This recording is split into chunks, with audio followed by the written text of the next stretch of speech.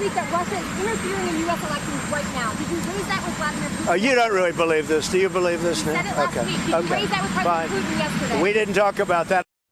All right, so that was President Trump downplaying the threat of Russian interference in the 2020 election on Thursday. His comments come a week after special counsel Robert Mueller warned lawmakers that Russia was continuing to interfere with U.S. elections. I'm joined now by NBC's national security and intelligence correspondent, Ken Delaney. And Ken, good to have you with us. So fact check the president for us, because it's not just Mueller saying Russia is trying to interfere in 2020. It's officials he personally appointed.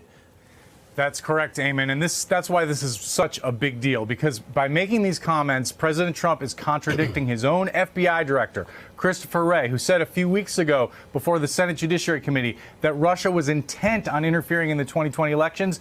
And he also said that they really had never stopped in terms of their social media manipulation and their attempts at hacking. And when the president, look, U.S. intelligence officials say we're in an information war with Russia. And one of the things they're doing is denying that they're interfering. And so when the president says things like this, he is actually helping the Russians in an information war with his own government. And it raises the question of how the U.S. government is able to respond coherently to what is a major threat to our democracy when the president does not acknowledge that threat. And it's the CIA, the Director of National Intelligence, and the FBI that's trying to combat this threat, along with the Department of Homeland Security. And they are saying that the Russians are manipulating on social media. They are attempting to hack into campaigns. Private corporations like Microsoft have also reported that. And Donald Trump just doesn't want to believe it. And he went on to say in that clip, Eamon, that he didn't talk about this with Vladimir Putin. He talked about helping the Russians with forest fires. We've really never seen anything like this in modern presidential history. Imagine if George W. Bush, 3 years after the 9/11 attacks,